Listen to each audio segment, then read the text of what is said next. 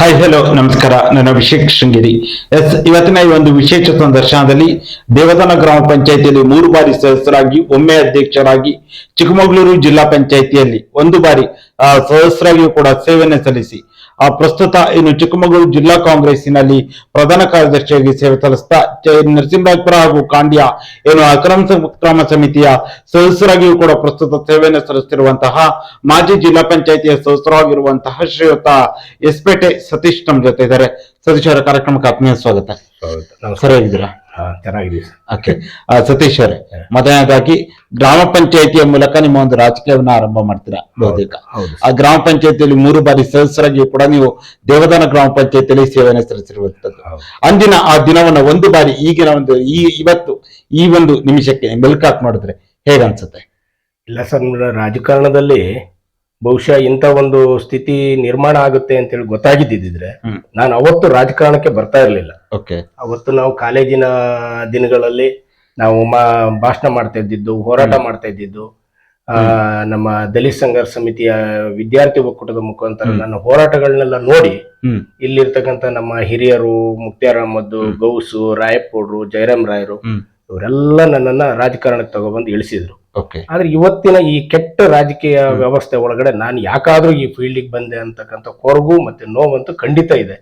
ಇಲ್ಲಾಂದ್ರೆ ಇವತ್ತು ನಾನು ಒಬ್ಬ ಪದವೀಧರನಾಗಿ ಡಬಲ್ ಗ್ರಾಜುಯೇಟ್ ಆಗಿ ಇದ್ದವನು ಒಳ್ಳೆ ಕಡೆ ಹೋಗಿ ಇವತ್ತು ಒಂದು ಉಪನ್ಯಾಸಕನಾಗಿ ಒಳ್ಳೆ ಕಡೆ ಕೆಲಸ ಮಾಡ್ಕೊಂಡು ಇರ್ತಿದ್ದೆ ಅಂತ ಹೇಳಿ ನನಗೆ ಅನಿಸ್ತಾ ಇದೆ. ಓಕೆ, ಸತೀಶ್ ಅವರೇ, 3 ಬಾರಿ ಗ್ರಾಮ ಪಂಚಾಯತಿ ಸದಸ್ಯರಾಗಿ ಈ ಒಂದು ವಾರ್ಡ್ ನಿಂದ ನೀವು ದೇವದಾನ ಗ್ರಾಮ ಪಂಚಾಯತ್ಗೆ ಆಯ್ಕೆ ಆಗ್ತೀರಾ. ಆ 3 ಬಾರಿ ಗ್ರಾಮ ಪಂಚಾಯತ್ ಸದಸ್ಯರಾಗಿ ನಿಮ್ಮ ಒಂದು ಸೇವೆ ಅಥವಾ ನಿಮ್ಮ ಒಂದು ಕೊಡುಗೆ ಅಂತ ಬಂದಾಗ ಯಾವ ರೀತಿಯಾಗಿತ್ತು ಈ ಭಾಗಕ್ಕೆ? ಖಂಡಿತವಾಗ್ಲೂ ನನಗೆ ಆಶ್ಚರ್ಯ ಆಗೋದು ಏನು ಅಂತೇಳಿ ಅಂತಂದ್ರೆ, ನಾನು ಅವತ್ತು ಮಾಡಿರ್ತಕ್ಕಂಥ ಕೆಲಸಗಳು ಏನಿದೆಯೋ ಅದನ್ನ ಜನ ಇವತ್ತು ಹೇಳ್ತಾರೆ. ಅದನ್ನು ಬರೀ ಹೇಳೋದಲ್ಲ, ಕಣ್ಣೆದುರುಗಡೆ ಸಾಕ್ಷಿಗಳು ಇದಾವೆ. ಆಮೇಲೆ ಈಗಲೂ ಕೂಡ ಯಾವುದೇ ಪಕ್ಷದ MLA ಬರಲಿ ಅಥವಾ ಜಿಲ್ಲಾ ಪಂಚಾಯತಿಯ ಸದಸ್ಯರು ಯಾರೇ ಬಂದ್ರು ಕೂಡ ಇದು ಸತೀಶ್ ಅವರ ಅವಧಿನಲ್ಲಿ ಮಾಡಿರ್ತಕ್ಕಂಥ ಕೆಲಸಗಳು ಅಂತ ಹೇಳಿ ಅವರೇ ಹೇಳಿ ವೇದಿಕೆಯಲ್ಲಿ ಮುಕ್ತವಾಗಿ ಹೇಳಿ ಹೋಗ್ತಕ್ಕಂಥ ವಾತಾವರಣವನ್ನ ನನ್ನ ಅಧಿಕಾರ ಅವಧಿನಲ್ಲಿ ಮಾಡಿದ್ದೀನಿ. ಓಕೆ, ಅದೇ ರೀತಿಯಲ್ಲಿ 1 ಬಾರಿ ದೇವದಾನ ಗ್ರಾಮ ಪಂಚಾಯತಿಯಲ್ಲಿ ಅಧ್ಯಕ್ಷ ಆಗುವ ಅವಕಾಶ ಕೂಡ ನಿಮ್ಗೆ ಹೋಗಕ್ ಬರುತ್ತೆ. ಅಧ್ಯಕ್ಷರಾಗಿ ಕೂಡ ಸೇವೆಯನ್ನು ಸಲ್ಲಿಸ್ತೀರಾ. ಗ್ರಾಮ ಪಂಚಾಯತಿ ಅಂತ ಬಂದಾಗ ಅಧ್ಯಕ್ಷ ಸ್ಥಾನ ಅನ್ನುವಂಥದ್ದು ಒಂದು ಅತ್ಯಂತ ಪ್ರಮುಖವಾದ ಒಂದು ಹುದ್ದೆ. ಆ ಒಂದು ಜವಾಬ್ದಾರಿಯನ್ನು ಅಧ್ಯಕ್ಷ ಆಗಿದ್ದ ಸಂದರ್ಭದಲ್ಲಿ ನಿಮ್ಮ ಒಂದು ದೇವದಾನ ಗ್ರಾಮ ಪಂಚಾಯತಿಯಲ್ಲಿ ಈಗಲೂ ಕೂಡ ಅಥವಾ ಮುಂದಿನ ತಲೆಮಾರು ಕೂಡ ನೆನ್ಪಿಟ್ಕೊಡುವಂತ ಒಂದು ಕೆಲಸವನ್ನ ಮೆಲುಕಾಕ್ ನೋಡಿದ್ರೆ ಯಾವ ಕೆಲಸ? ನಿಜವಾಗ್ಲೂ ಹೇಳ್ಬೇಕಂತೇಳಿ ಅಂದ್ರೆ ಒಂದು ಕೆಟ್ಟ ಆಲೋಚನೆಗಳು ಪಂಚಾಯತಿ ಒಳಗಡೆ ಇದೆ. ನಮ್ಮ ಪಂಚಾಯತಿಗೆ ಬರ್ಬೇಕು, ಅರ್ಜಿಯನ್ನು ಕೊಡ್ಬೇಕು, ಅರ್ಜಿ ಕೊಟ್ಟವ್ರಿಗೆ ಮಾತ್ರ ನಾವು ಕೆಲಸ ಮಾಡ್ಕೊಡೋದು ಅಂತ. ನಾನು ಪಂಚಾಯತಿ ಅಧ್ಯಕ್ಷನಾಗಿದ್ದಂತ ಕಾಲದಲ್ಲಿ ನಾನೇ ನಮ್ಮ ಪಂಚಾಯತಿಯ ಕಾರ್ಯದರ್ಶಿಯವ್ರನ್ನ ಕರ್ಕೊಂಡು, ಅವಾಗ PDO ಹುದ್ದೆ ಇರಲಿಲ್ಲ, ಕಾರ್ಯದರ್ಶಿಯವ್ರನ್ನ ಕರ್ಕೊಂಡು ಹಳ್ಳಿಯಲ್ಲಿ ಹೋಗಿ ಕೂತ್ಕೊಂಡು ಅವ್ರ ಕಷ್ಟ ಏನು ಅಂತ ಕೇಳ್ತಾ ಇದ್ವಿ. ಇವತ್ತು ನಮ್ಮ ಪಂಚಾಯತಿ ಒಳಗಡೆ ಏನಾದ್ರು ಹಳ್ಳಿ ಒಳಗಡೆ ವಿದ್ಯುತ್ತಿನ ವ್ಯವಸ್ಥೆ ಆಗಿದೆ ಅಂತೇಳಿ ಅಂತಂದ್ರೆ, ಅಥವಾ ನಿವೇಶನಗಳನ್ನ ಕೊಟ್ಟಿದೀವಿ ಅಂತೇಳಿ ಅಂತಂದ್ರೆ, ಮತ್ತು ಅವರಿಗೆ ಮನೆಗಳನ್ನ ಹಂಚಿದೀವಿ ಅಂತೇಳಿ ಅಂತಂದ್ರೆ, ಇವತ್ತು ಕೂಡ ನಿಮ್ ಕಾಲದ ಮನೆ, ನಿಮ್ ಕಾಲದ ಕರೆಂಟು, ನಿಮ್ ಕಾಲದ ನೀರು, ನಿಮ್ ಕಾಲದ ನಿವೇಶನ ಅಂತ ಹೇಳ್ತಾರೆ. ಆ ಸಂತೋಷ ನಮಗಿದೆ. ಓಕೆ, ಅಂದ್ರೆ ಅದು ಖುಷಿ ಇದೆ. ನೀವು ಖಂಡಿತ ಖುಷಿ ಇದೆ. ಓಕೆ, ನಂತರದಲ್ಲಿ ಗ್ರಾಮ ಪಂಚಾಯತಿಯಿಂದ ಪ್ರಮೋಷನ್ ಸಿಗುತ್ತೆ. ಜಿಲ್ಲಾ ಪಂಚಾಯತ್ ಚುನಾವಣೆಗೆ 2000 ಸ್ಪರ್ಧೆ ಮಾಡ್ತೀರಾ. ಜಿಲ್ಲಾ ಪಂಚಾಯತಿಯಲ್ಲಿ ಮೊದಲ ಬಾರಿ ನೀವು ಸ್ಪರ್ಧೆ ಮಾಡಿದ್ರೆ ಬಹುತೇಕ ಮೊದಲ ಬಾರಿ ನೀವು ಗೆಲುವನ್ನ ಕಾಣ್ತೀರಾ. 2000ದಿಂದ ಬಹುಶಃ 2005 ಒಂದು ಅವಧಿ ಜಿಲ್ಲಾ ಪಂಚಾಯತಿ ಸದಸ್ಯರಾಗಿ ನಿಮ್ಮ ಕಾಂಡಿ ಈ ಒಂದು ನಿಮ್ಮ ಒಂದು ವ್ಯಾಪ್ತಿಯಲ್ಲಿ ಜಿಲ್ಲಾ ಪಂಚಾಯತಿ ವ್ಯಾಪ್ತಿಯಲ್ಲಿ ಹೇಗಿತ್ತು ಒಂದು ಕಾರ್ಯಚಟುವಟಿಕೆ ಜೊತೆ ನಿಮ್ಮ ಒಂದು ಯಾವ್ದಾದ್ರು ಒಂದು 2-3 ಕೆಲಸವನ್ನ ಮೆಲುಕಾಕ್ ನೋಡಿದ್ರೆ ಯಾವ ರೀತಿಯಾಗಿತ್ತು? ಖಂಡಿತ ನಮ್ಮ ಸಂಗಮೇಶ್ವರ ಪೇಟೆನಲ್ಲಿ ಸಮುದಾಯ ಭವನವನ್ನು ಕಟ್ಟಿರ್ತಕ್ಕಂಥದ್ದು ಇರ್ಬೋದು. 13 ಬಾರಿ ಅರಣ್ಯ ಇಲಾಖೆಯವರು ನಮ್ಮ ಮೇಲೆ ಕೇಸ್ ಮಾಡಿದ್ರು ಕೂಡ ಹೆದರದೆ ಒಂದು ದೊಡ್ಡ ಮಟ್ಟದ ಒಂದು ಆಟದ ಮೈದಾನವನ್ನ ಮಾಡಿ ಅಲ್ಲಿಗೆ ಒಂದು ಪ್ರೌಢಶಾಲೆಯನ್ನ ತಗೊಬಂದು ಕಟ್ಟಿರ್ತಕ್ಕಂಥದ್ದು ಇರ್ಬೋದು. ಸಾರ್ಗೋಡ್ ಭಾಗದಲ್ಲಿ ರಸ್ತೆಯನ್ನೇ ಮಾಡಕ್ ಬಿಡ್ತಿರ್ಲಿಲ್ಲ. ಅಂತ ಸಂದರ್ಭದಲ್ಲಿ ನಾವು ಹೋಗಿ ನಿಂತು ಮರವನ್ನ ಕಡಿಸಿ ಅರಣ್ಯ ಇಲಾಖೆಯವ್ರ ಹತ್ರ ಕೇಸ್ ಹಾಕಿಸ್ಕೊಂಡು ಆ ಊರಿಗೆ ಹೊಸದಾಗಿ ರಸ್ತೆಯನ್ನ ಮಾಡಿಕೊಟ್ಟಿರ್ತಕ್ಕಂಥದ್ದು ಇರ್ಬೋದು. ವಿಶೇಷವಾಗಿ ಮಕ್ಕಳ ತಲೆ ಮೇಲೆ ಎಲ್ಲಾ ಶಾಲೆಗಳು ಮರದ ರೂಫಿಂಗ್ ಇದ್ದಿದ್ರಿಂದ ಮುರಿದು ಬೀಳ್ತಾ ಇದ್ದು. ಅಂತ ಒಂದು ಪರಿಸ್ಥಿತಿಯನ್ನ ಮನಗಂಡು ನಾನು ಸ್ಥಾಯಿ ಸಮಿತಿ ಅಧ್ಯಕ್ಷ ಕೂಡ ಆಗಿದ್ದೆ. ಇಡೀ ನನ್ನ ಕ್ಷೇತ್ರದಲ್ಲಿರುವ ಎಲ್ಲಾ ಶಾಲೆಗಳನ್ನ ಕಬ್ಬಿಣದ ರೂಫಿಂಗ್ ಮಾಡೋದ್ರ ಮುಖಾಂತರ ಇವತ್ತು ಶಾಲೆಗಳು ಒಂದು ಗಟ್ಟಿಮುಟ್ಟಾಗಿ ನಿಲ್ತಕ್ಕಂಥ ವ್ಯವಸ್ಥೆಯನ್ನ ಮಾಡಿದ್ವಿ. ಆ ಒಂದು ಸಮಾಧಾನ ನಮಗೆ ಇವತ್ತಿದೆ. ಓಕೆ, ನೀವು ಜಿಲ್ಲಾ ಪಂಚಾಯತ್ ಸದಸ್ಯರಾದ ಸಂದರ್ಭದಲ್ಲಿ ಈಗಿನ ಶಾಸಕರಾಗಿರುವಂತಹ ರಾಜೇಗೌಡರು ಅಂದು ಜಿಲ್ಲಾ ಪಂಚಾಯತಿ ಅಧ್ಯಕ್ಷರಾಗಿದ್ರು. ಅಂದು ಕೂಡ ನಿಮ್ಮ ಈಗಲೂ ಕೂಡ ನೀವು ರಾಜಗೌಡ ಒಳ್ಳೆಯ ಬಾಂಧವ್ಯನ ಇಟ್ಕೊಂಡಿರುವಂತದ್ದು ಅಂದಿನಿಂದ ಇಂದು ಒಂದು 25 ವರ್ಷಗಳು 26 ವರ್ಷಗಳಿಗೆ ಕಳೆದಿರುವಂತದ್ದು. ಅಂದಿನ ಆ ಒಂದು ಸಂದರ್ಭದಲ್ಲಿ ಹೇಗಿತ್ತು ನಿಮ್ಮ ಮತ್ತು ಅವರ ಒಂದು ಒಡನಾಟ? ಇಲ್ಲ, ಖಂಡಿತವಾಗ್ಲೂ ನಮಗೆ ಅವ್ರು ಮೊದಲು JDS ನಿಂದ ಈ ಖಾಂಡ್ಯ ಹೋಬಳಿಯಿಂದ ಜಿಲ್ಲಾ ಪಂಚಾಯತಿಗೆ ಆಯ್ಕೆ ಆಗಿದ್ರು. ಅದರ ನಂತರ ರಾಜಕೀಯ ವ್ಯತ್ಯಾಸಗಳಿಂದ ಅವರು ಪುನಃ ವಸ್ತಾರೆ ಕ್ಷೇತ್ರದಿಂದ ಕಾಂಗ್ರೆಸ್ಗೆ ಬಂದು ಅಲ್ಲಿಂದ ಆಯ್ಕೆ ಆಗ್ತಾರೆ. ಹಾಗಾಗಿ ನಾವು ಒಂದೇ ಪಕ್ಷದಲ್ಲಿ ಇದೀವಿ. ಮತ್ತು ಅವರು, ನಾನು ಸ್ಥಾಯಿ ಸಮಿತಿ ಅಧ್ಯಕ್ಷನಾಗಿ ಸದಸ್ಯನಾಗಿ ಜಿಲ್ಲಾ ಪಂಚಾಯತಿಯಲ್ಲಿ ಇದ್ದಂತ ಸಂದರ್ಭದಲ್ಲಿ ರಾಜೇಗೌಡರು ಜಿಲ್ಲಾ ಪಂಚಾಯತಿ ಅಧ್ಯಕ್ಷರಾಗಿದ್ರು. ಈ ಕ್ಷೇತ್ರ ಅಭಿವೃದ್ಧಿ ಮಾಡ್ಲಿಕ್ಕೆ ಮತ್ತು ಕೆಲಸ ಮಾಡ್ಲಿಕ್ಕೆ ರಾಜೇಗೌಡರು ಅಧ್ಯಕ್ಷರಾಗಿದ್ದು ಕೂಡ ಒಂದು.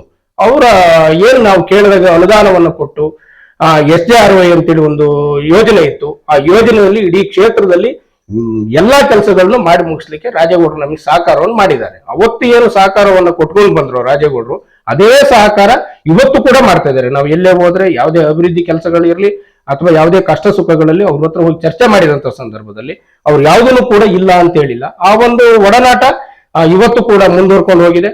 ಮತ್ತೆ ಅವರು 2018ಕ್ಕೆ ಮೊದಲನೇ ಚುನಾವಣೆಗೆ ನಿಲ್ತಾರೆ. ಅಲ್ಲಿಂದ ಇಲ್ಲಿವರೆಗೂ ಅವರ ಪ್ರತಿಯೊಂದು, ಅವರ ಲೋಕಾಯುಕ್ತ, IT, ED, ಚುನಾವಣೆ ಆಯೋಗ, ಅವರು ನಾಮಿನೇಷನ್ ಫಾರ್ಮ್ ಮಾಡೋದು ಪ್ರತಿಯೊಂದನ್ನು ಕೂಡ ನಾನೇ ನೋಡ್ಕೊಂಡು ಬರ್ತಾ ಇದ್ದೀನಿ. ಆ ರೀತಿಯ ವಿಶ್ವಾಸವನ್ನು ಅವರು ಕೂಡ ನನ್ನ ಮೇಲೆ ಇಟ್ಕೊಂಡಿದ್ದಾರೆ. ಓಕೆ, ಸತೀಶ್ ಅವರೇ, ಅದೇ ರೀತಿಯಲ್ಲಿ ನೀವೀಗ ಜಿಲ್ಲಾ ಕಾಂಗ್ರೆಸ್ನ ಪ್ರಧಾನ ಕಾರ್ಯದರ್ಶಿ ಆಗಿರುವಂತದ್ದು, ಪಕ್ಷದ ಜವಾಬ್ದಾರಿ ಸಂಘಟನೆಯಲ್ಲೂ ಕೂಡ ನಿಮ್ಗೆ ಅವಕಾಶ ಇರುವಂತದ್ದು. ಜಿಲ್ಲಾ ಕಾಂಗ್ರೆಸ್ನ ಪ್ರಧಾನ ಕಾರ್ಯದರ್ಶಿಯಾಗಿ ನಿಮ್ಮ ಒಂದು ಪಕ್ಷ ಸಂಘಟನೆ ಯಾವ ರೀತಿಯಾಗಿ ನಡೀತಾ ಇದೆ? ಇಲ್ಲ, ಖಂಡಿತವಾಗ್ಲೂ ನಾನು ಎಲ್ಲಿ ಹೋಗ್ತೀನಿ, ಉದಾಹರಣೆಗೆ NR ಪುರದಲ್ಲಿ ಒಂದು ವಾರ್ಡ್, ಅವ್ರ ಪಟ್ಟಣ ಪಂಚಾಯತಿ ಎಲೆಕ್ಷನ್ ಬಂದಾಗ ನನಗೆ ಜವಾಬ್ದಾರಿಯನ್ನು ಕೊಡ್ತಾರೆ. ಇತಿಹಾಸದಲ್ಲಿ ಯಾವತ್ತೂ ಆ ವಾರ್ಡ್ ನಂಬರ್ 9 NR ಪುರದಲ್ಲಿ ಯಾವತ್ತೂ ಗೆಲ್ಲದೇ ಇರೋದು. ನಾನು ಹೋಗಿ ಒಂದು ವಾರ ಕ್ಯಾಂಪೇನ್ ಮಾಡಿ ಅಲ್ಲಿಯ ನಮ್ಮ ಜೈನ ಮಸೀದಿಯ ಗುರುಗಳನ್ನ ವಿಶ್ವಾಸಕ್ಕೆ ತಗೊಂಡು ಮೊದಲನೇ ಬಾರಿಗೆ ಅವ್ರನ್ನ ಗೆಲ್ಲಿಸ್ತಕ್ಕಂಥ ಕೆಲಸವನ್ನು ಮಾಡಿದೆ. ಹೀಗಾಗಿ ಕಡೂರು, ಬೀರೂರು, ಮೂಡಿಗೆರೆ ಎಲ್ಲಾ ಕಡೆ ನನಗೆ ವೀಕ್ಷಕರಾಗಿ ಹಾಕಿ ನಾನು ಹೋದ ಕಡೆ ಎಲ್ಲ ಸಕ್ಸಸ್ ಆಗಿದೀವಿ, ಯಶಸ್ವಿ ಆಗಿದೀವಿ ಅಂತೇಳಿ ನಾವು ಅಂದ್ಕೊಂಡಿದ್ದೀವಿ. ಅದೇ ರೀತಿ ಪಕ್ಷ ಸಂಘಟನೆ ಕೂಡ ಎಲ್ಲಿ ಹೋದ್ರೂ ಕೂಡ ಎಲ್ಲಾ ರೀತಿಯಲ್ಲೂ ಪಕ್ಷ ಸಂಘಟನೆಯನ್ನ ಮಾಡ್ಕೊಂಡು ಬರ್ತಾ ಇದ್ದೀವಿ. ಓಕೆ, ಈಗ ನೀವು ಪ್ರಸ್ತುತ ಅಕ್ರಮ ಸಕ್ರಮ ಸಮಿತಿಯ ಸದಸ್ಯರು ಕೂಡ ಆಗಿರುವಂತದ್ದು. ಅಕ್ರಮ ಸಕ್ರಮ ಸಮಿತಿ ಸದಸ್ಯರಾಗಿ ಒಂದೇ ಒಂದು ಹಕ್ಕು ಪತ್ರವನ್ನು ಕೂಡ ನಿಮ್ಮ ಅವಧಿಯಲ್ಲಿ ಕೊಡಕ್ಕಾಗಿಲ್ಲ, ಒಪ್ತೀರಾ? ಹಾ, ಅದು ನೀವು ಕೊಡಕ್ ಆಗಿಲ್ಲ ಅನ್ನುವಂತ ಮಾತು ಸರಿ ಇದೆ. ಯಾಕಂದ್ರೆ ನಮ್ಮ ಸರ್ಕಾರದ ಕಾರ್ಯದರ್ಶಿನೇ ಆಗಿರ್ತಕ್ಕಂಥ ಕಂದಾಯ ಇಲಾಖೆಯಲ್ಲಿ ರಾಜೇಂದ್ರ ಕುಮಾರ್ ಕಟಾರಿ ಅವರು ಒಂದು ಆದೇಶವನ್ನು ಮಾಡ್ತಾರೆ. ಆ ಆದೇಶದಲ್ಲಿ ಗೋಮಾಳದಲ್ಲಿ ನೀವು ಯಾವುದೇ 53 ಅಥವಾ 57 ಇದನ್ನ ದಾಖಲೆಗಳನ್ನ ಮಾಡಬಾರದು ಅಂತೇಳಿ ಅಧಿಕಾರಿಗಳಿಗೆ ಸೂಚಿಸಿದ ಹಿನ್ನೆಲೆಯಲ್ಲಿ ನಮಗೆ ಸ್ವಲ್ಪ ಹಿನ್ನಡೆ ಆಗಿತ್ತು. ಅದರ ನಂತರ ನಾವು ಹೋಗಿ ಅವ್ರಿಗೆ ಮನವರಿಕೆ ಮಾಡಿಕೊಟ್ಟಾದ್ಮೇಲೆ ಈಗ ನಮ್ಗೆ ಯಾವುದೇ ರೀತಿ ತೊಂದರೆ ಆಗಿಲ್ಲ. 16 ಹಕ್ಕು ಪತ್ರಗಳನ್ನು ಈಗ ತಯಾರಿ ಮಾಡಿದ್ದೇವೆ. ಶಾಸಕರ ಜೊತೆನಲ್ಲಿ ದಿನಾಂಕವನ್ನ ತಗೊಂಡು ಅದನ್ನ ಕೊಡತಕ್ಕಂಥ ಕೆಲಸವನ್ನು ಮಾಡ್ತೀವಿ.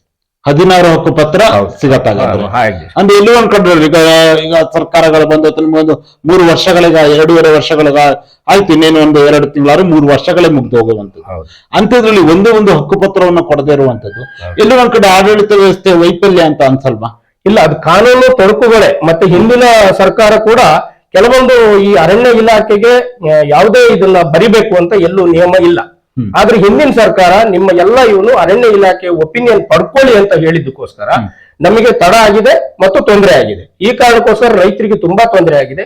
ಈಗ ಅದನ್ನ ಆದಷ್ಟು ನಾವು ಚುರುಕುಗೊಳಿಸ್ತಕ್ಕಂಥ ಕೆಲಸವನ್ನು ಮಾಡಿದ್ದೇವೆ. ಈಗ ತಕ್ಷಣ ಹಕ್ಕು ಪತ್ರವನ್ನು ಕೊಡ್ಲಿಕ್ಕೆ ಶುರು ಮಾಡ್ತೀವಿ. ಅಂದ್ರೆ ನೀವು ಅಕ್ರಮ ಸಮಿತಿ ಸದಸ್ಯರಾಗಿರುವಾಗ ನಿಮ್ ಬಳಿಯೂ ಕೂಡ ಹಲವಾರು ಜನ ಬರ್ತಾರೆ, ಹಕ್ಕು ಪತ್ರ ಕೊಡಿಸಿ ಅಂತ ಬಂದೇ ಬರ್ತಾರೆ. ಹಲವಾರು ರೀತಿಯಲ್ಲಿ ಅವರು ತಮ್ಮ ಒಂದು ಜೀವನಕ್ಕೆ ಬೇಕಾದಂತ ಜಮೀನು ಮಾಡ್ಕೊಂಡಿರ್ತಾರೋ ಆಗ ಇದು ಅದಕ್ಕೊಂದು ಹಕ್ಕು ಪತ್ರ ಇದೆ, ಸೇಫ್ಟಿ ಅನ್ನೋ ಒಂದು ತಲೆಯಲ್ಲಿ ಎಲ್ಲರೂ ಬಂದಿರ್ತಾರೆ. ಆದ್ರೆ ನಿಮ್ಗೆ ಇನ್ನೂ ಕೂಡ ಹಕ್ಕು ಪತ್ರ ಕೊಡಕ್ಕೆ ಆಗದೇ ಇರುವಂತದ್ದು ಎಲ್ಲೂ ನಿಮಗೆ ವೈಯಕ್ತಿಕವಾಗಿ ಬೇಜಾರಿಲ್ವಾ? ಖಂಡಿತ ಇದೆ. ವೈಯಕ್ತಿಕವಾಗಿ ನಾನು ಚುನಾವಣೆ ಸಂದರ್ಭದಲ್ಲಿ ನಾನು ಹೇಳಿದ್ದೆ ನಮ್ಮ ಶಾಸಕರಿಗೆ, ನೀವು ಗೆದ್ದು ಬರ್ತೀರಿ, ನೀವು ಮೇಲಿಂದ ಕೆಳಗಡೆಗೆ ಹಕ್ಕುಪತ್ರ ಕೊಟ್ಟಿರೋ ಸಾಕು, ಕೆಳಗಿಂದ ಮೇಲ್ಗಡೆ ಹಕ್ಕುಪತ್ರ ಕೊಟ್ಕೊಂಡು ಹೋಗ್ಬೇಕು ನೀವು ಗೆದ್ದು ಬಂದ್ರೆ ಅಂತ ನಾನು ಮಾನ್ಯ ಶಾಸಕರಿಗೆ ಹೇಳಿದ್ದೆ. ಈಗ ನನಗೆ ಅನ್ನಿಸ್ತಾ ಇದೆ, ನಾನೇ ಒಬ್ಬ ಸದಸ್ಯನಾಗಿ ಹಕ್ಕುಪತ್ರ ಕೆಳಗಿನಿಂದ ಮೇಲ್ನವ್ರಿಗೆ ಕೊಡಕ್ ಆಗ್ತಾ ಇಲ್ವಲ್ಲ ಅಂತ. ಅದನ್ನೇ ಈಗೆಲ್ಲ ಸ್ವಲ್ಪ ಕಾನೂನು ತೊಡಕುಗಳನ್ನೆಲ್ಲ ಸರಿಪಡಿಸ್ಕೊಂಡು ಈಗ ಅವ್ರಿಗೆ ಹಕ್ಕುಪತ್ರವನ್ನು ಕೊಡ್ತಕ್ಕಂಥ ಕೆಲಸವನ್ನ ಶುರು ಮಾಡಿದೀವಿ. 16 ಹಕ್ಕುಪತ್ರಗಳು ರೆಡಿ ಆಗಿದೆ. 94C 94CC ಅದನ್ನೆಲ್ಲ ಬಿಟ್ಟು ಬರೀ ಜಮೀನಿಗೆ ಸಂಬಂಧಪಟ್ಟಂತೆ 53, 50, 57 ಒಳಗಡೆ ಬರ್ತಕ್ಕಂಥವ್ರು ಮಾತ್ರ 16 ಹಕ್ಕುಪತ್ರಗಳು ರೆಡಿ ಮಾಡ್ಕೊಂಡಿದೀವಿ. ಇನ್ನು ಸದ್ಯದಲ್ಲಿ ಅವನ್ನ ಕೊಡ್ತಕ್ಕಂಥ ಕೆಲಸ ಮಾಡ್ತೀವಿ. ಓಕೆ. ಅದೇ ರೀತಿಯಲ್ಲಿ ಇತ್ತೀಚೆಗೆ ಆನೆ ದಾಳಿಯ ವಿಚಾರಗಳು ಬಹಳ ದೊಡ್ಡ ಮಟ್ಟದಲ್ಲಿ ಸದ್ದನ್ನ ಮಾಡ್ತಾ ಇರುವಂತದ್ದು. ಆನೆ ದಾಳಿಯಿಂದ 9 ಜನ ಈಗ ಮೃತಪಟ್ಟಿರುವಂತದ್ದು. ಕಾರ್ಕೋಣ ದಾಳಿಯಿಂದ 2 ಮೃತಪಟ್ಟಿದ್ದಾರೆ. ಕಾರ್ಕೋಣ ದಾಳಿಯಿಂದ ಒಬ್ರು ಸೀರಿಯಸ್ ಆಗಿ ಮಣಿಪಾಲ್ ಆಸ್ಪತ್ರೆ ಇದ್ದಾರೆ. ಆನೆ ದಾಳಿಯಿಂದ ಇನ್ನೊಬ್ರು ಶಿವಮೊಗ್ಗದಲ್ಲಿ ಒಂದು ಆಸ್ಪತ್ರೆ ಚಿಕಿತ್ಸೆಯನ್ನು ಪಡಿತಾ ಇದ್ದಾರೆ. 11 ಜನ ಸಾವನ್ನಪ್ಪಿದ್ದಾರೆ, 2 ಆಸ್ಪತ್ರೆಯಲ್ಲಿ ಇರುವಂತದ್ದು. ಇಂಥ ಒಂದು ಸಂದಿಗ್ಧ ಪರಿಸ್ಥಿತಿ ಯಾಕೆ ಬಂತು ಕ್ಷೇತ್ರಕ್ಕೆ? ಇಲ್ಲ, ಅದು ಏನಾಗಿದೆ ಅಂತೇಳಿ ಅಂತಂದ್ರೆ, ಜನರು ಮಾತಾಡೋದು ಏನು ಅಂತೇಳಿ ಅಂತಂದ್ರೆ, ಹಿಂದೆ ಈ ಆನೆಗಳನ್ನ ಸರ್ಕಸ್ ನಲ್ಲಿ ಬಳಸ್ತಾ ಇದ್ರು. ಈ ಪ್ರಾಣಿ ದಯಾ ಸಂಘದವರು ಆ ಪ್ರಾಣಿಗಳನ್ನ ಈ ರೀತಿ ಹಿಂಸೆ ಮಾಡಬಾರ್ದು ಅಂತ ಹೇಳಿ ಅವನ್ನೆಲ್ಲ ಕಾಡಿಗೆ ಬಿಟ್ಟ ಕಾರಣದಿಂದ ಆ ಎಲ್ಲಾ ಆನೆಗಳು ಕೂಡ ಇಂಥ ಕಡೆ ಬಂದು ಸೇರ್ಕೊಳ್ತಾ ಇದ್ದಾವೆ. ಜೊತೆಗೆ ಆಹಾರದ ಕೊರತೆ ಕೂಡ ಉಂಟಾಗಿರೋದ್ರಿಂದ ನಾಡಿಗೆ ಬರ್ತಕ್ಕಂಥ ಕೆಲಸವನ್ನ ಆನೆಗಳು ಮಾಡಿದಾವೆ. ಇಲ್ಲಿ ಏನಾಗಿದೆ, ಆನೆಗಳ ಹಿಂದೆ ಒಂದು ಕಡೆ ತೊಂದರೆ ಕೊಟ್ಟ ತಕ್ಷಣಲೇ ರೈತರು ನಾವೇ ಎಲ್ಲರೂ ಸೇರ್ಕೊಂಡು ಅವುಗಳನ್ನ ಓಡಿಸ್ತಕ್ಕಂಥ ಕೆಲಸ ಮಾಡ್ತಾ ಇರೋದ್ರಿಂದ ಅವಕ್ಕೆ ನೆಲೆ ಇಲ್ಲದೆ ಸರಿಯಾಗಿ ಆಹಾರವನ್ನ ತಗೊಳ್ಲಿಕ್ಕೂ ಆಗದೆ ಅವು ಎಲ್ಲಿ ಬೇಕೋ ಅಲ್ಲಿ ದಿಕ್ಕಾಪಾಲಾಗಿ ಹೋಗ್ತಕ್ಕಂಥ ಕೆಲಸಗಳನ್ನ ಅವು ಮಾಡ್ತಾ ಇದಾವೆ. ಅಲ್ಲಿ ಅಚಾನಕ್ ಯಾರಾದ್ರೂ ಜನಗಳು ಸಿಕ್ಕಿದಾಗ ಅವ್ರನ್ನ ಸಾಯಿಸ್ತಕ್ಕಂಥ ಕೆಲಸಗಳನ್ನ ಮಾಡ್ತಾ ಇದಾವೆ. ಆದ್ರೆ ಒಂದು ಬಹಳ ಹೆಮ್ಮೆ ಮತ್ತು ಸಂತೋಷದ ವಿಷಯ ಏನು ಅಂತೇಳಿ ಅಂತಂದ್ರೆ, ಇಡೀ ದೇಶದಲ್ಲಿ 6 ಆನೆಗಳನ್ನು ಹಿಡಿದಿರ್ತಕ್ಕಂಥ ಇತಿಹಾಸ ಇರ್ತಕ್ಕಂಥದ್ದು ರಾಜೇಗೌಡರು MLA ಆಗಿ ಅವ್ರು ಮಾಡಿದ ಪ್ರಯತ್ನದ ಫಲವಾಗಿ ಇವತ್ತು 6 ಆನೆಗಳನ್ನ ಸೆರೆ ಹಿಡಿತಕ್ಕಂಥ ಕೆಲಸವನ್ನು ಮಾಡಿದ್ದಾರೆ. ಮೊನ್ನೆ ಈಶ್ವರ್ ಖಂಡ್ರೆ ಅವರು ಬಂದಾಗ ಅದಕ್ಕೆ ಬೇಕಾಗಿರ್ತಕ್ಕಂಥ ರೈಲ್ವೆ ಇದನ್ನ ಕಂಬಿಯನ್ನ ಬಳಸಿ ಬೇಲಿ ಮಾಡಿ ಶಾಶ್ವತವಾಗಿ ಪರಿಹಾರ ಕಂಡುಹಿಡಿತಕ್ಕಂಥ ಕೆಲಸವನ್ನು ಮಾಡಿದ್ದಾರೆ. ಈಗ 9 ಜನ ಆನೆ ದಾಳಿಯಿಂದ ಮೃತಪಟ್ಟರು ಕೂಡ ಶೃಂಗೇರಿ ಕ್ಷೇತ್ರಕ್ಕೆ ಆನೆ ದಾಳಿಯಿಂದ ಇನ್ನು ಕೂಡ ಶಾಶ್ವತ ಪರಿಹಾರ ಸಿಕ್ಕಿಲ್ಲ. ಇದು ಕೂಡ ವೈಫಲ್ಯ ಅಂತ ಹೇಳ್ಬೋದಲ್ವಾ? ಇಲ್ಲ, ಅದು ವೈಫಲ್ಯ ಅಂತೇಳಿ ಅಂತಂದ್ರೆ ಕೆಲವು ಕಾನೂನು ಸುಪ್ರೀಂ ಕೋರ್ಟ್ ಒಂಥರ ಹೇಳುತ್ತೆ ಪ್ರಾಣಿಗಳನ್ನ ಹಿಡಿಯೋ ವಿಚಾರದಲ್ಲಿ. ಉದಾಹರಣೆಗೆ ಮೊನ್ನೆ ಒಂದು ಹುಲಿ ಅಂತಕ್ಕಂಥ ಇದನ್ನ ನೀವು ಹೇಗೆ ಬಂಧಿಸಿದಿರಿ ಅಂತ ಕೇಳುತ್ತಾರೆ. ಆಮೇಲೆ ನಮ್ಮ ಇದ್ರೊಳಗಡೆ ಏನು ಹೆಬ್ಬೆ, ನಮ್ಮ ಪಕ್ಕದಲ್ಲಿ ಹೆಬ್ಬೆ ಮತ್ತು ಭದ್ರಾ ಎಲ್ಲ ದಟ್ಟ ಅರಣ್ಯ ಇದೆ, ಅದ್ರೊಳಗಡೆ ಹೋಗಿರ್ತಕ್ಕಂಥ ಪ್ರಾಣಿಗಳನ್ನ ಹಿಡಿಬಾರ್ದು ಅಂತಕ್ಕಂಥ ಅರಣ್ಯದೇ ಕೆಲವು ನಿಯಮಗಳಿದಾವೆ. ಈ ಎಲ್ಲ ನಿಯಮಗಳು ಇರೋದ್ರಿಂದ ತೊಡಕಾಗಿದೆ. ಓಕೆ. ಅದೇ ರೀತಿಯಲ್ಲಿ ಮೊನ್ನೆ ಒಂದು ವಾರದಲ್ಲಿ 2 ಆನೆ ದಾಳಿಯಿಂದ ಮೃತಪಡ್ತಾರೆ. ಜನ ಸಹಜವಾಗಿ ಆಕ್ರೋಶಗೊಳ್ತಾರೆ, ಎಲ್ಲರೂ ಹೋಗ್ತಾರೆ. ನಂತರದಲ್ಲಿ ಲಾಠಿ ಚಾರ್ಜ್ ನಡೆದಂತ ವಿಚಾರ ರೈತರ ಮೇಲೆ, ಅದು ಎಲ್ಲಿ ಒಂದು ಕಡೆ ಆಡಳಿತ ವ್ಯವಸ್ಥೆ ವೈಫಲ್ಯ ಅಂತ ಅನ್ಸಲ್ವಾ? ಇಲ್ಲ, ಇದು ಲಾಠಿ ಚಾರ್ಜಿನ ಹಿಂದೆ ರಾಜಕಾರಣ ಅಡಗಿದೆ. ಆಡಳಿತ ಅಥವಾ ಆಡಳಿತ ವೈಫಲ್ಯ ಅಂತೇಳಿ ಅನ್ನೋದಕ್ಕಿಂತ ಲಾಠಿ ಚಾರ್ಜ್ ಆಗ್ಲಿ ಅಂತಲೇ ಬಂದಿದ್ದಾರೆ. ಅದಕ್ಕೊಂದು ಕಾರಣವೂ ಇದೆ. ಬಿಜೆಪಿ ವರ್ಸಸ್ ಬಿಜೆಪಿ ಒಳಗಡೆ ಗಲಾಟೆ, ಗೊಂದಲ, ಮತ್ತೆ ಅವ್ರನ್ನ ಬಂಧಿಸ್ಬೇಕಂತ ಇವ್ರನ್ನ ಬಂಧಿಸ್ಬೇಕಂತ ಇದ್ರ ನಡುವೆ ಗಲಾಟೆ ಶುರುವಾಗಿದೆ. ಈ ಗಲಾಟೆ ಶುರುವಾಗಿ ಲಾಠಿ ಚಾರ್ಜ್ ಕಾರಣ ಆಗಿರೋದು ಬಿಟ್ರೆ ಅದಕ್ಕೆ ಆಡಳಿತ ಪಕ್ಷ ಇಬ್ಬರನ್ನು ಬಂಧಿಸ್ಬಿಡ್ತಾ? ಯಾರು ನೋಡಿಲ್ಲ. ಅವರು ಇವರು ಅಂತ ಇದರಲ್ಲಿ ಪಾರ್ಟಿ ಪಕ್ಷ ಇವರು ಯಾರು ನೋಡಿಲ್ಲ. ಯಾರ್ಯಾರು ಮುಂಚೂಣಿಯಲ್ಲಿದ್ದು ಆ ಕೆಲಸವನ್ನ ಮಾಡಿದ್ರು, ವಾಹನವನ್ನ ಅಲ್ಲಾಡಿಸಿದ್ರು, ಅಥವಾ ಲಾಠಿ ಏಟ್ ಬಿದ್ದಿರೋದು ಕೂಡ ಯಾವ ಭಾಗದಿಂದ ಕಲ್ಲು ಬಂದು ಬಿತ್ತು, ಒಂದು ಪೊಲೀಸ್ ಹೆಣ್ಮಗಳ ಮೇಲೆ ಕಲ್ಲು ಬಂದ್ಬಿಟ್ಟು ಆ ಭಾಗದಲ್ಲಿ ಮಾತ್ರ ಪೆಟ್ಟು ಕೊಟ್ಟಿರೋದು. ಇಲ್ಲಿರ್ತಕ್ಕಂಥ ಯಾರೋ ಒಬ್ರು ಬಿಲ್ಡಿಂಗ್ ಅಲ್ಲಿ ನಿಂತ್ಕೊಂಡು ಕಲ್ಲು ಬಿಸಾಡಿದ್ರು ಅಂತ ಮಾಡಿರೋದು. ಹಾಗಾಗಿ ಅವರ ರಕ್ಷಣೆ ಮಾಡ್ಕೋಬೇಕಲ್ವಾ, ಪೊಲೀಸ್ ಇಲಾಖೆಯವರ ರಕ್ಷಣೆಯನ್ನು ಕೂಡ ಮಾಡ್ಕೋಬೇಕಲ್ಲ. ಅವ್ರ ರಕ್ಷಣೆಗೋಸ್ಕರ ಲಾಠಿಯನ್ನ ಲಘು ಲಾಠಿ ಪ್ರಹಾರ ಆಗಿರೋದು. ಏನ್ ಬಹಳ ಈಗ ಆ ಲಾಠಿಗೆ ಇದಾಗಿ ಒಂದು 10 ದಿನಗಳ ಕಳೆದಿರುವಂತ. ಹೌದು. ಇಂಥ ಕಲ್ಲನ್ನ ಹೊಡೆದವರು ಯಾರು ಅಂತ ಕಂಡುಹಿಡಿಯಕ್ಕೆ ಇನ್ನು ಕೂಡ ಇಲಾಖೆಗೆ ಆಗಿಲ್ವಾ ಅಂತ ನಾವು ಹೇಳೋದು. ಈಗಾಗಲೇ ಗೊತ್ತಾಗಿದೆ ಯಾರು ಅಂತ ಗೊತ್ತಾಗಿದೆ. ಅವರೆಲ್ಲ ಹಿಡಿಲಿಕ್ಕೆ ಪ್ರಯತ್ನ ಮಾಡ್ತಾ ಇದ್ದಾರೆ. ಅವರು ಇದುವರೆಗೂ ಸಿಕ್ಕಿಲ್ಲ. ಆರೋಪಿಗಳೆಲ್ಲ ತಪ್ಪಿಸ್ಕೊಂಡಿದ್ದಾರೆ. ಹಿಡಿತಾರೆ, ಸದ್ಯದಲ್ಲಿ ಹಿಡಿತಾರೆ. ಅವ್ರ ಕ್ರಮವನ್ನು ತಗೊಳ್ತಾರೆ. ಮೊನ್ನೆ ಅವ್ರು ಬೇಡಿಕೆ ಇಟ್ಟಿದ್ದಾರೆ ಕೇಸ್ ವಾಪಸ್ ತಗೊಳ್ಬೇಕಂತ. ಮನಸೋ ಇಚ್ಛೆ ಕಲ್ಲು ಹೊಡೆಯುದು, ಮನಸೋ ಇಚ್ಛೆ ಪೊಲೀಸ್ ಇಲಾಖೆ ಮೇಲೆ ಇದು ಮಾಡ್ತಕ್ಕಂಥದ್ದು, ಅದನ್ನೆಲ್ಲ ಮಾಡಿ ತಕ್ಷಣ ಕೇಸ್ ವಾಪಸ್ ತೆಗೀರಿ ಅಂತೇಳಿ ಅಂತಂದ್ರೆ ಅದಕ್ಕೆ ಕೇಸ್ ವಾಪಸ್ ತಕೊಳ್ಳಿ ಅಂತ ಮನವಿ ಕೊಟ್ಟ ಮೇಲೆ ಕೂಡ ಇನ್ನೂ 10 ಜನದ ಮೇಲೆ ಮನವಿಯನ್ನ ಅವ್ರಿಗೂ ಕೊಟ್ಟಿಲ್ಲ. ಯಾರು ಈ ಆರೋಪವನ್ನು ಇದು ಮಾಡಿದ್ರು ಅವ್ರು ಕೊಟ್ಟಿಲ್ಲ. ನಮ್ಮ ಮಲೆನಾಡು ನಾಗರಿಕ ರಕ್ಷಣಾ ವೇದಿಕೆಯ ಅಧ್ಯಕ್ಷರಾಗಿರ್ತಕ್ಕಂಥ MN ನಾಗೇಶ್ ರವರು ಮನವಿಯನ್ನು ಕೊಟ್ಟಿದ್ದಾರೆ. ಅವ್ರ ಮೇಲೆ ಕೇಸ್ ಆಗಿದೆ. ಬಟ್ ಅವರು A1 A2 ಆ ತರದ್ದು ಏನಲ್ಲ. ಅವ್ರು ಪಕ್ಕಾ ಹೋರಾಟಗಾರರು. ಈ ಮಲೆನಾಡು ನಾಗರಿಕರ ಯಾಕಂದ್ರೆ ಈಗ ನಾನು ನಾಗೇಶ್ವರದೇ ತಗೊಳ್ತಾರೆ. ನಾಗೇಶ್ವರ ಕೂಡ ರೈತ ಪರ ಹೋರಾಟಗಳಲ್ಲಿ ಹಲವಾರು ವರ್ಷಗಳು ನಿರಂತರವಾಗಿ ತೋರಿಸ್ಕೊಂಡಿದ್ರು. ಅವರು ಕೂಡ ಮೊನ್ನೆ ಹೋರಾಟದಲ್ಲಿ ಇದ್ರು ಕೂಡ. ಎಲ್ಲೂ ಕೂಡ ನಾವು ಕೂಡ ಖುದ್ದಾಗಿ ಆ ಜಾಗದಲ್ಲಿದ್ದ ಸಂದರ್ಭದಲ್ಲಿ ಅವರು ಎಲ್ಲಿಯೂ ಕೂಡ ತಮ್ಮ ಹೋರಾಟದ ಎಲ್ಲೆಯನ್ನ ನಾಗೇಶ್ವರ ಮೀರಿದ್ದನ್ನ ನಾವು ನೋಡಿಲ್ಲ. ನಾವು ನೋಡಿಲ್ಲ. ಎಲ್ಲೂ ಮಾತಿನ ವಿಚಾರದಲ್ಲಿ ಆಗಿರ್ಬೋದು, ಯಾವುದೇ ವಿಚಾರದಲ್ಲೂ ಕೂಡ ಅವರು ತಮ್ಮ ಮಾತಿನ ಎಲ್ಲೆಯನ್ನ ಮೀರಿಲ್ಲ. ಆದ್ರೆ ಅವ್ರ ಮೇಲೆ ಇದು FIR ಆಗಿರುವಂತದ್ದು. ಎಲ್ಲೋ ಒಂದ್ ಕಡೆ ಹೋರಾಟವನ್ನ ಹತ್ತಿಕ್ಕುವ ಪ್ರಯತ್ನನ ಅಂತ ಇಲ್ಲ. ಅದು ಈಗ ಹೋರಾಟವನ್ನ ಹತ್ತಿಕ್ಕೋದಾಗಿದ್ರೆ ಅವ್ರನ್ನ ಮೊನ್ನೆ ಈಶ್ವರ್ ಖಂಡ್ರೆ ಅವ್ರ ಕಾರ್ಯಕ್ರಮಕ್ಕೆ ಬಂದಾಗ್ಲೇ ಅವ್ರನ್ನ ಅರೆಸ್ಟ್ ಮಾಡ್ತಾ ಇದ್ರು. ಅದು ಹೋರಾಟವನ್ನು ಹತ್ತಿಕ್ಕೋ ಪ್ರಯತ್ನ ಏನಲ್ಲ. ಹೋರಾಟದಲ್ಲಿ ಯಾವ ರೀತಿ ನಡ್ಕೋಬೇಕು ನಾಗೇಶ್ ಅವರು ಆ ರೀತಿ ನಡ್ಕೊಂಡಿದ್ದಾರೆ. ಆದ್ರೆ ಅದೇ ಸಂಘಟನೆ ಹೆಸರಿನಲ್ಲಿ ಹೋರಾಟ ನಡೆದಿದ್ರಿಂದ ಅವ್ರ ಹೆಸರನ್ನು ಅನಿವಾರ್ಯವಾಗಿ ಸೇರಿಸ್ಕೊಳ್ಬೇಕಾಗಿರ್ತಕ್ಕಂಥದ್ದು ಅನಿವಾರ್ಯ ಇದೆ, ಸೇರಿಸ್ಕೊಂಡಿದ್ದಾರೆ. ಓಕೆ, ಅದೇ ರೀತಿಯಲ್ಲಿ ಮುಂದಿನ ದಿನಗಳಲ್ಲಿ ಈ ಒಂದು ಸಮಸ್ಯೆ ಬಗೆಹರಿದೇನು, ಆನೆ ದಾಳಿ, ಕಾಡು ಪ್ರಾಣಿಗಳೇನು ಹಾವಳಿ ಏನು ಆಗ್ತಾ ಇದೆ, ಇದು ಒಂದ್ ಕಡೆ ಇದು ದಿನದಿಂದ ಇದು ಹೆಚ್ಚಾಗ್ತಾ ಹೋದಾಗೆ ರಾಜಕೀಯವಾಗಿಯೂ ಕೂಡ ಇದು ತನ್ನ ರಾಜಕೀಯವಾಗಿಯೂ ಕೂಡ ಕೆಲವೊಂದು ಇದು ಕೂಡ ವ್ಯಕ್ತವಾಗ್ತಿರುವಂತದ್ದು. ಮುಂದಿನ ದಿನಗಳಲ್ಲಿ ಈ ಒಂದು ಸಮಸ್ಯೆ ಬಗೆಹರಿಯುವ ವಿಶ್ವಾಸ ಇದೆಯಾ? ಖಂಡಿತವಾಗ್ಲೂ ಇದೆ. ಈಗಾಗಲೇ ಪರಿಹಾರದ ವಿಚಾರದಲ್ಲಿ ಬಿಡಿ, ಪರಿಹಾರನ ಕೊಡ್ತಾ ಇದ್ದಾರೆ, ಸಮಾಧಾನ ಇದೆ. ಮತ್ತೆ ಮೊನ್ನೆ ಮೃತಪಟ್ಟಿರ್ತಕ್ಕಂಥ ಕುಟುಂಬದವ್ರು ಬಂದು ಬಾಳೆಹೊನ್ನೂರಿನ ಜನಾಂದೋಲನ ಕಾರ್ಯಕ್ರಮದಲ್ಲೂ ಕೂಡ ಸಮಾಧಾನಕರ ರೀತಿಯಲ್ಲಿ ಅವರು ಕೂಡ ಮಾತಾಡಿದ್ದಾರೆ. ಆಮೇಲೆ ಈಗ 12.77 ಕೋಟಿ ಈಗಾಗಲೇ ರೈಲ್ವೆ ಬ್ಯಾರಿಕೇಡ್ ಇದನ್ನ ಮಾಡ್ಲಿಕ್ಕೋಸ್ಕರ ಎಲ್ಲ ಈಗಾಗಲೇ ಆಗಿದೆ. ಕೆಲಸನ ಇನ್ನೇನು ಸದ್ಯದಲ್ಲಿ ಶುರು ಮಾಡ್ತಾರೆ. ಸುಮಾರು 7 ಕಿಲೋಮೀಟರ್ ಮೇಲೇನೆ ಆನೆಗಳು ಇಳಿಯುವಂತ ಜಾಗಗಳನ್ನ ಬಂದ್ ಮಾಡ್ತಕ್ಕಂಥ ಪ್ಲಾನ್ ಅನ್ನು ಈಗಾಗಲೇ ಮಾಡಿದ್ದಾರೆ.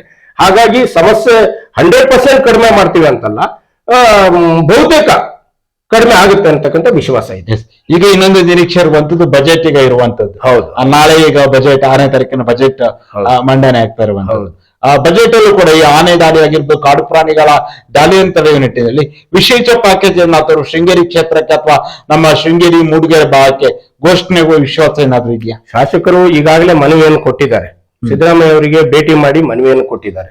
ಈಗಾಗಲೇ ನಮ್ಮ ಇದರಲ್ಲೆಲ್ಲ ವಾಟ್ಸಪ್ ಗಳಲ್ಲಿ, ಫೇಸ್ಬುಕ್ ಗಳಲ್ಲೆಲ್ಲ ಬಂದಿರತಕ್ಕಂಥದ್ದನ್ನು ನೀವು ನೋಡಿದ್ದೀರಿ. ಅವರು ಕೊಟ್ಟಿರ್ತಕ್ಕಂಥದ್ದು ಕಳೆದ ಬಾರಿಯ ಬಜೆಟ್ ನಲ್ಲಿ 500 ಕೋಟಿಯನ್ನ ಅದಕ್ಕೆ ಸೀಮಿತ ಮಾಡಿ ಇಟ್ಟಿದ್ದಾರೆ. ಈ ಬಾರಿ ಇನ್ನೂ ಅದನ್ನ ಜಾಸ್ತಿ ಮಾಡಿ ಇಟ್ಟು ನಮ್ಮ ಪರ್ಮನೆಂಟ್ ಸಾಲ್ಯೂಷನ್ ಕಂಡು ಹಿಡಿತಾರೆ ಅಂತಕ್ಕಂಥ ನಂಬಿಕೆ ಇದೆ. ಮತ್ತೆ ಸಿದ್ದರಾಮಯ್ಯ ಅವರ ಮುಂದೆ ಬಜೆಟ್ ಅನ್ನ ಮಂಡಿಸ್ಲಿಕ್ಕೆ ಮತ್ತೊಬ್ರು ನಮ್ಗೆಲ್ಲೂ ಕಾಣ್ತಾ ಇಲ್ಲ.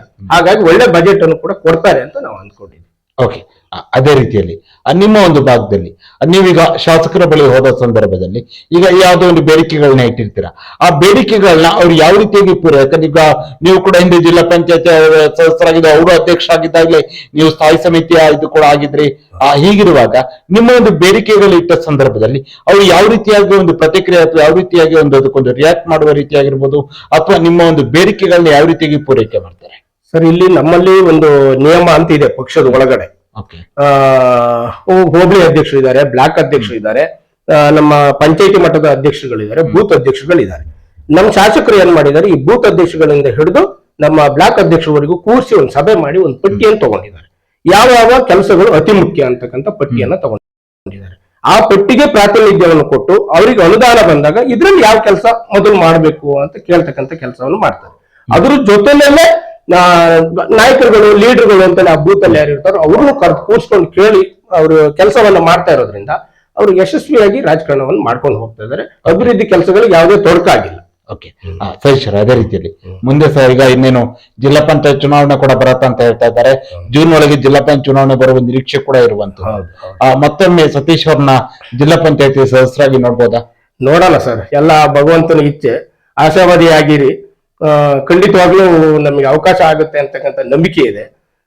ಪಕ್ಷದಲ್ಲಿ ಇರ್ತಕ್ಕಂಥ ಡಾಕ್ಟರ್ ಅಂಶುಮಂತಿಂದ ಹಿಡಿದು ನಮ್ಮ ಬ್ಲಾಕ್ ಅಧ್ಯಕ್ಷರಿಂದ ಹಿಡಿದು ನಮ್ಮೆಲ್ಲ ನಾಯಕರುಗಳು, ನಮ್ಮ ಶಾಸಕರುಗಳು ಎಲ್ಲರೂ ಕೂಡ ನಮ್ಮ ಹೋರಾಟದ ಫಲ ಜೊತೆಲಿ ಇರೋದ್ರಿಂದ, ಇವನೊಬ್ಬ ಹೋರಾಟಗಾರ, ಇವನೊಬ್ಬ ಕೆಲಸ ಮಾಡ್ತಾನೆ, 24 ಗಂಟೆ ರಾಜಕಾರಣ ಮಾಡ್ತಾನೆ, ಎಲ್ಲೂ ಕೂಡ ಸೇವೆ ಮಾಡೋ ವಿಚಾರದಲ್ಲಿ ಹಿಂದೆ ಸರಿಯೋದಿಲ್ಲ ಅನ್ನೋದು ಅವ್ರ ಗಮನದಲ್ಲಿದೆ. ಹಾಗಾಗಿ ಅವಕಾಶಗಳು ಬಂದಾಗ ನನಗೆ ಕೊಡಲ್ದೇ ಇರೋದಕ್ಕೆ ಸಾಧ್ಯ ಇಲ್ಲ, ನನಗೆ ಕೊಡ್ತಾರಂತಕ್ಕಂಥ ನಂಬಿಕೆ ಇದೆ. ಖಂಡಿತವಾಗ್ಲೂ ನಾವು ಇನ್ನೊಂದು ಅವಧಿ ನಾವು ಜಿಲ್ಲಾ ಪಂಚಾಯತ್ ಸದಸ್ಯರಾಗಿ ಆಯ್ಕೆ ಆಗಿ ಬರ್ತೀವಿ ಅಂತಕ್ಕಂಥ ನಂಬಿಕೆ ನನಗಂತೂ ಇದೆ. ಈಗ ಒಂದು ಮಾತು ಕೇಳಿ ಬರ್ತದೆ, ಕಾಂಡ್ಯ ಹೋಬಳಿಯಲ್ಲಿ ಜನರಲ್ ಬರತ್ತ ಅನ್ನೋ ಮಾತು ಕೂಡ ಇರುವಂತ, ಹಾಗೆ ಬಾಳೆಹೊನ್ನೂರು ಹೋಬಳಿಯಲ್ಲಿ ಕೆಟಗರಿ ಬರತ್ತ ಅನ್ನೋ ಒಂದು ಮಾತು ಕೂಡ ಇರುವಂತ. ಅಂತ ಸಂದರ್ಭದಲ್ಲಿ ನಿಮ್ಗೆ ಬಾಳೆಹೊನ್ನೂರು ಭಾಗದಲ್ಲಿ ಅವಕಾಶ ಸಿಕ್ಕಿದ್ರೆ ಅಲ್ಲಿಯೂ ಕೂಡ ಗೆಲ್ಲುವ ವಿಶ್ವಾಸ ಇದೆಯಾ ನಿಮ್ಗೆ? ಖಂಡಿತವಾಗ್ಲು ನನಗೆ ಬಾಳೆಹೊನ್ನೂರಿನಲ್ಲಿ ಇರ್ತಕ್ಕಂಥ ನಾಯಕರುಗಳು ಏನಿದಾರೋ ಅವರು ನನ್ನ ಸ್ವಂತ ಮನೆಯ ಯಜಮಾನರುಗಳ ತರ ಇದ್ದಾರೆ. ಎಲ್ಲರೂ ಕೂಡ ಅವರು ಇವರು ಅಂತಲ್ಲ, ಜಾತ್ಯತೀತವಾಗಿ ಅಲ್ಲಿರ್ತಕ್ಕಂಥ ನಮ್ಮ ಕಾಂಗ್ರೆಸ್ ಪಕ್ಷದ ನಾಯಕರುಗಳು ನನ್ನ ಕುಟುಂಬದ ಯಜಮಾನರುಗಳು ಇದ್ದಂಗೆ ಅಲ್ಲಿ ಬಾಳೆಹೊನ್ನೂರಿನವರು. ಹಾಗಾಗಿ ಅಲ್ಲಿ ನನಗೆ ಯಾವುದೇ ಕಾರಣಕ್ಕೂ ಅನ್ಯಾಯ ಆಗೋದಿಲ್ಲ ಮತ್ತು ಗೆಲುವಿಗೂ ತೊಂದರೆ ಆಗೋದಿಲ್ಲ. ಹಾಗೇನೆ ನನಗೆ ಸಾಕಷ್ಟು ಸ್ನೇಹಿತರು ಮತ್ತೆ ನನ್ನ ಸಂಬಂಧಿಕರು ಬಾಳೆಹೊನ್ನೂರಿನಲ್ಲಿ ಸಾಕಷ್ಟು ಜನರು ಇರೋದ್ರಿಂದ ನನ್ನ ಗೆಲುವಿಗೆ ಯಾವುದೇ ರೀತಿ ತೊಂದರೆ ಆಗೋದಿಲ್ಲ ಅನ್ನುವಂಥದ್ದು ನನ್ನ ಒಪಿನಿಯನ್. ಓಕೆ, ಹಾಗೆ ಸತೀಶ್ ಅವರೇ, ರಾಜಕೀಯವಾಗಿ ಒಂದು ನಿರೀಕ್ಷೆ ಅನ್ನೋದು ಸಹಜವಾಗಿ ಇದ್ದೇ ಇರುತ್ತೆ. ಒಬ್ಬ ರಾಜಕಾರಣಿಗೆ ಅದು 24/7 ರಾಜಕಾರಣ ಮಾಡುವವರೆಗೆ ಒಂದು ನಿರೀಕ್ಷೆ ಅನ್ನೋದು ಇದ್ದೇ ಇರುತ್ತೆ. ಹಾಗೆ ಸತೀಶ್ ಅವರು ರಾಜಕೀಯವಾಗಿ ಏನ್ ನಿರೀಕ್ಷೆ ಇಟ್ಕೊಂಡಿದ್ದೀರಾ? ಸರ್, ನೀವು ಹೇಳಿರೋ ಹಾಗೇನೆ 24/7 ಅಂತಂದ್ರಲ್ಲ, ನನ್ನ ಜೀವನದಲ್ಲಿ ನಾನು ಮೊಬೈಲೇ ಸ್ವಿಚ್ ಆಫ್ ಮಾಡಲ್ಲ. ಓಕೆ, ನನ್ನ ಪತ್ನಿ ನನ್ನ ಪಕ್ಕದಲ್ಲಿ ಇದ್ದಂತ ಸಂದರ್ಭದಲ್ಲಿ ಈ ಮಧ್ಯರಾತ್ರಿ ಯಾರ್ದ್ರಿ ಫೋನ್ ನೋಡ್ರಿ ಅಂತ ಹೇಳ್ತಾಳೆ ಬಿಟ್ರೆ ಯಾರ್ರಿ ಅಂತೇಳಿ ಇದು ಮಾಡೋದಿಲ್ಲ. ನನ್ನ ಹೆಂಡತಿಯ ಸಹಕಾರನೇ ಇರೋದ್ರಿಂದ ಯಾರು ಒಂದು ಆಸ್ಪತ್ರೆ ಇರ್ಬೋದು, ಇನ್ನೊಂದು ಕಾಯಿಲೆ ಇರ್ಬೋದು, ಯಾವುದೇ ಏನೇ ವಿಚಾರಗಳು ಇರ್ಬೋದು, ಮಧ್ಯರಾತ್ರಿ ಫೋನ್ ಬಂದ್ರೆ ನಾನು ಆ ಕ್ಷಣಕ್ಕೆ ಮುಟ್ಟ ಬಟ್ಟೆಲೆ ಹೋಗಿ ಅವರಿಗೆ ಸಹಾಯವನ್ನು ಮಾಡ್ತಕ್ಕಂಥದ್ದನ್ನ ನಾನು ಅವತ್ತಿನಿಂದ ಅಧಿಕಾರದಲ್ಲಿ ಇದ್ದಾಗಲೂ ಮಾಡ್ಕೊಂಡು ಬಂದಿದ್ದೀನಿ, ಅಧಿಕಾರದಲ್ಲಿ ಇಲ್ಲದೇ ಇರೋ ಸಂದರ್ಭದಲ್ಲೂ ಮಾಡ್ಕೊಂಡು ಬಂದಿದ್ದೀನಿ. ಹಾಗಾಗಿ ನನಗೆ ಜನಸೇವೆ ಮಾಡ್ಕೊಂಡು ಹೋಗ್ತಿರೋದೇನಿದೆ, ನನಗೆ ತುಂಬಾ ಆತ್ಮ ಸಂತೋಷ, ಆತ್ಮ ತೃಪ್ತಿ ಇದೆ ಅನ್ನೋದನ್ನ ಈ ಸಂದರ್ಭದಲ್ಲಿ ಹೇಳ್ತೀನಿ. ಓಕೆ, ಸತೀಶ್ ಅವರೇ, ಕೊನೆಯದಾಗಿ ಸುದೀರ್ಘವಾದ ನಿಮ್ಮ ಒಂದು ರಾಜಕೀಯ ಜೀವನ, ಕಳೆದ ಒಂದು 30-35 ವರ್ಷ ನಿರಂತರವಾಗಿ ಪಕ್ಷ ತೊಡಸ್ಕೊಂಡು ಜಿಲ್ಲಾ ಪಂಚಾಯತ್ ಸದಸ್ಯರಾಗಿ, ಗ್ರಾಮ ಪಂಚಾಯತಿಯಿಂದ ನೀವು ಏನು ರಾಜಕೀಯವನ್ನು ಪ್ರಾರಂಭ ಮಾಡಿ, ನಂತರ ಅಧ್ಯಕ್ಷರಾಗಿ, ಜಿಲ್ಲಾ ಪಂಚಾಯತ್ ಸದಸ್ಯರಾಗಿ, ಅಕ್ರಮ ಸಕ್ರಮ ಸಮಿತಿ ಸದಸ್ಯರಾಗಿ ಪ್ರಸ್ತುತ, ಹಾಗೆ ಹಲವಾರು ಜವಾಬ್ದಾರಿಗಳನ್ನು ಯಶಸ್ವಿಯಾಗಿ ನಿರ್ವಹಿಸಿಕೊಂಡಿರುವಂತದ್ದು. ಕೊನೆಯದಾಗಿ ನಿಮ್ಮ ಈ ಒಂದು ಏಳಿಗೆಗೆ ಕಾರಣವಾದಂತಹ ಅದು ನಿಮ್ಮ ಶಾಸಕರಾಗಿರ್ಬೋದು, ನಿಮ್ಮ ಮತದಾರರಾಗಿರ್ಬೋದು, ನಿಮ್ಮ ಆತ್ಮೀಯರಾಗಿರ್ಬೋದು, ಅವರಿಗೆಲ್ಲರಿಗೂ ಕೊನೆಯದಾಗಿ ಏನ್ ಹೇಳಕ್ ಬಯಸ್ತೀರಾ? ಇಲ್ಲ, ನನ್ನ ರಾಜಕಾರಣ ತಂದವ್ರ ಹೆಸರನ್ನ ನಾನು ಮೊದಲು ಹೇಳಿದ್ದೀನಿ.